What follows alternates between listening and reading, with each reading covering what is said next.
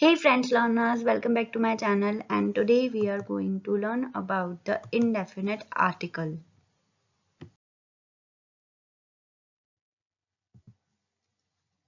The indefinite article.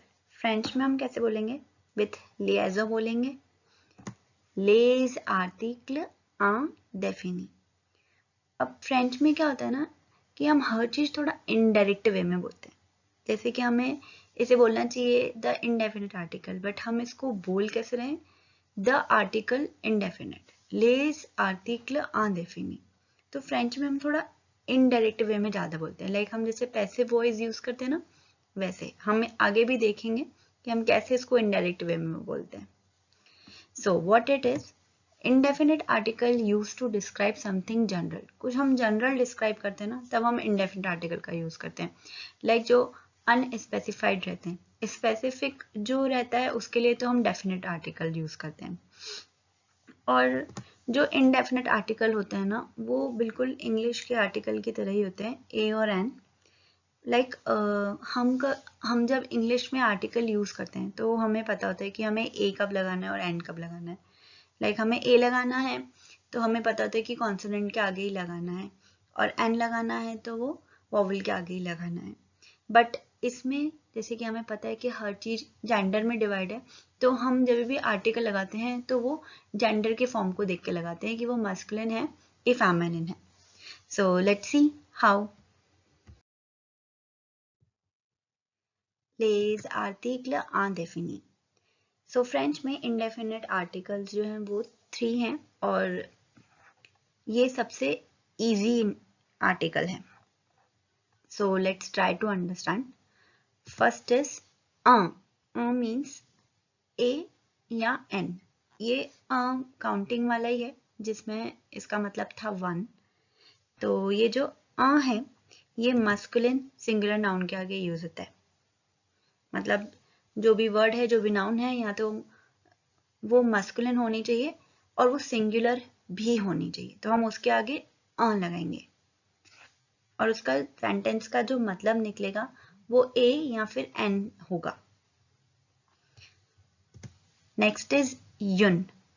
अब जो युन होता है, अगर हम में ई लगा दे तो वो फेमिनिन बन जाएगा, क्योंकि ये जो वर्ड है वो किससे एंड हो रहा है? ई से.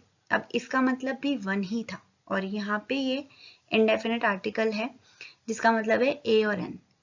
तो क्योंकि ये वर्ड ही ई से एंड हो रहा है, तो ये किसके लिए यूज होगा? फेमिनिन सिंगुलर नाउन के लिए. It is easy to remember. Yun. First one is for masculine singular and the second one is feminine singular.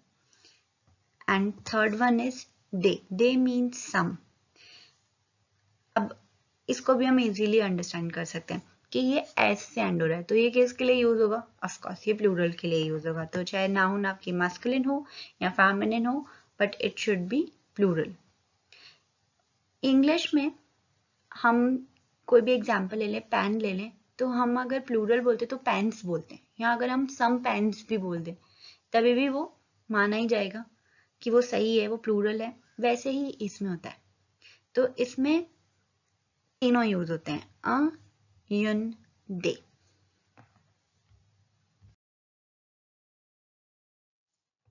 So let's C some examples.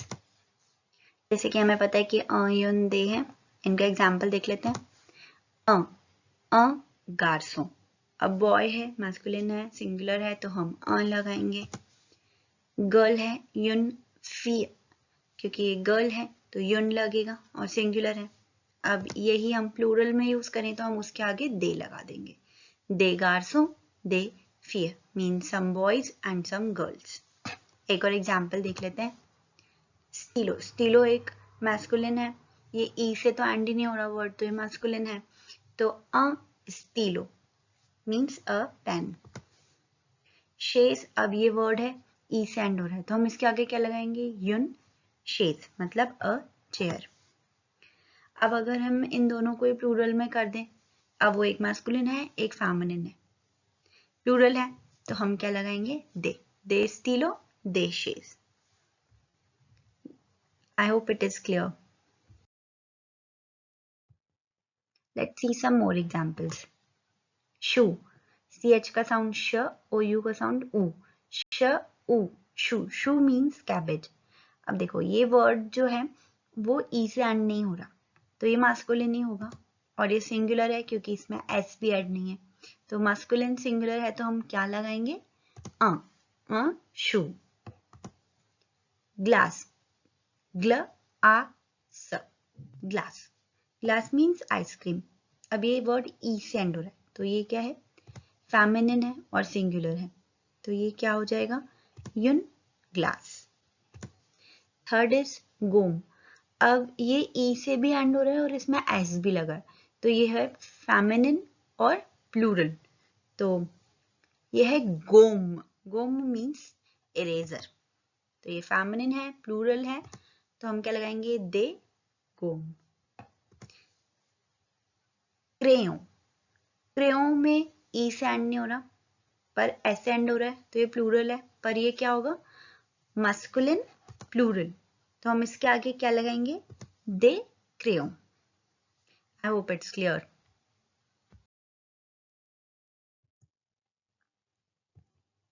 So let's recapitulate whatever we have learned in articles. We have learned two articles. Les articles définis means definite article. Les articles indéfinis means indefinite article. So definite article में हमने 4 articles पढ़े थे.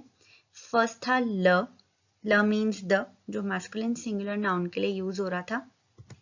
Second था ला, जो noun है वो singular भी होनी चाहिए और वो feminine भी होनी चाहिए. Third is ले. अब नाउन फेमिनिन हो या मास्कुलिन हो, but it should be plural. हमने एक और पढ़ा था इसमें एल अपोस्ट्रोफ, जो सिंगुलर नाउन के लिए यूज हुआ था, चाहे वो मास्कुलिन हो चाहे वो फेमिनिन हो, बट जो नाउन है वो वोवल या म्यूट एच से स्टार्ट होगा, तो हम क्या लगाएंगे उसके आगे? L apostrophe. आर्टिकल इंडेफिनिट में हमने पढ़े 3. अ, युन, दे. अ जिसका मतलब है ए और एन, और ये किसके लिए यूज होगा? मास्कुलिन सिंगुलर नाउन के लिए. यन जो नाउन है वो फेमिनिन भी होनी चाहिए और वो सिंगुलर भी होनी चाहिए. इसका भी मतलब क्या था? ए और एन. अब दे. दे में नाउन चाहे वो मैस्कुलिन हो चाहे वो फेमिनिन हो, but it should be plural. तो ये आर्टिकल 2 ही मैंने एक्सप्लेन किए हैं. ये बेस है फ्रेंच का आर्टिकल जो हमें आना ही चाहिए. I will share some vocabulary also and some exercise also, तो जिससे ये हमें और अच्छे से आ जाएगा. So I hope it is clear and that's it for today.